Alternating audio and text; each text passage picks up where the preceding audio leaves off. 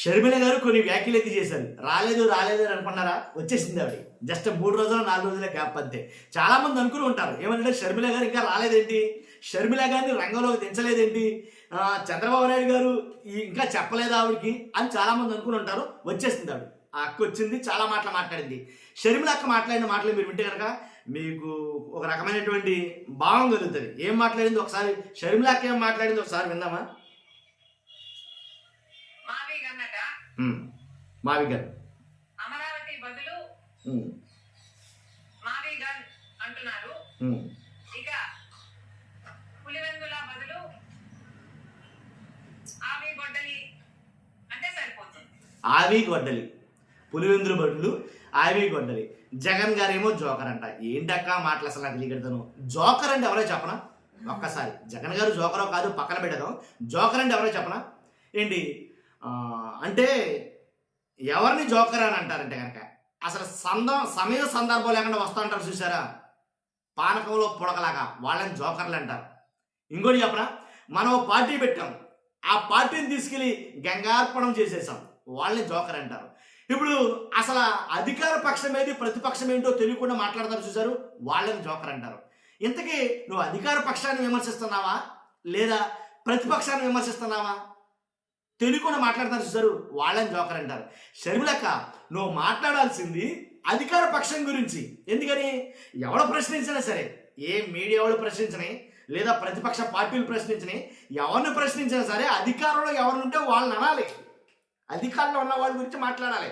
ప్రజలకు అది చేయట్లేదు, ఇది చేయట్లేదు, ప్రజలకు అది తక్కువైంది, ఇది తక్కువైంది అని మాట్లాడాల్సింది మనం ఎవరి గురించి మాట్లాడాలి? అధికారంలో ఉన్న వాళ్ళని అడగాలి. ప్రజలకి ఇది కావాలి, ఇది చేయండి అని చెప్పేసి.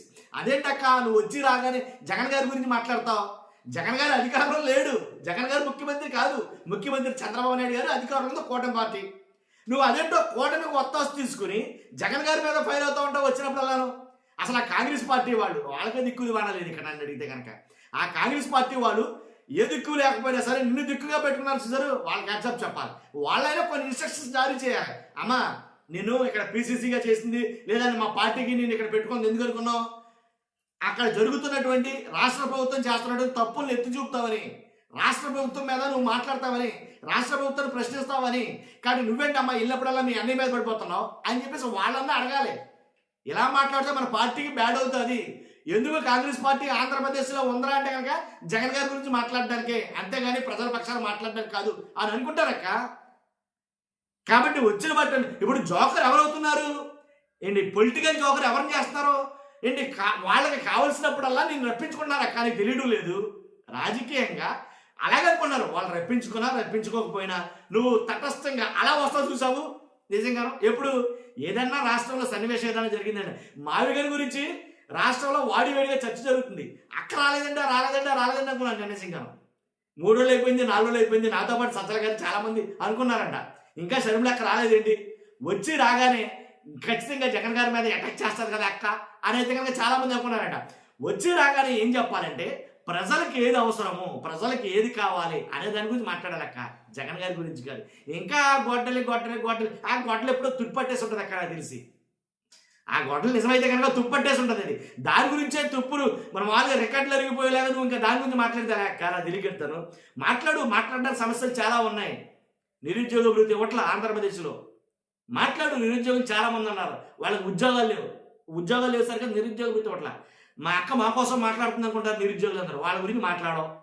తర్వాత ఇంకా ఏదైతే పెన్షన్లు అన్నారో 50 ఏళ్ళకి అన్నారు, తర్వాత చాలా మటుకు కోతలు పెరిగిపోతున్నాయి పెన్షన్లు, వాటి గురించి మాట్లాడు. నిజంగా ఎవరైతే ఉన్నారో వాళ్ళందరూ కూడా నీ గురించి మాట్లాడుకుంటారు.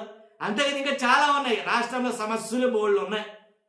కాబట్టి ఎందుకు అమరావతి ఎందుకు కావాలి, మావిగన్ ఎందుకు వద్దు, మావిగన్ ఎందుకు కావాలి, అమరావతి ఎందుకు వద్దు, దాని మీద మాట్లాడితే చాలా మంది వింటారు.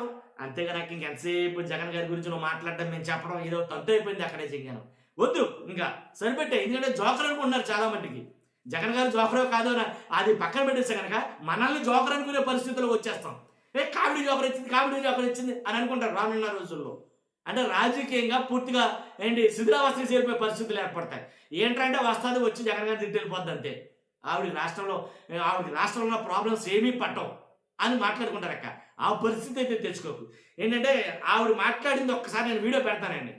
అంటే షర్మిల గారు మాట్లాడిన వీడియో పెడతాను. అది ఆంధ్రప్రదేశ్ ప్రజలకి ఎవరికైనా ఉపయోగపడుతుందా? ఆంధ్రప్రదేశ్ ప్రజలకి ఎవరికైనా ఉపయోగపడే అంశం ఏమైనా మాట్లాడింది ఆవిడ అనే దాని మీద మీరే ఆలోచించుకుని అభిప్రాయం తెలియజేయండి. Thank you very much.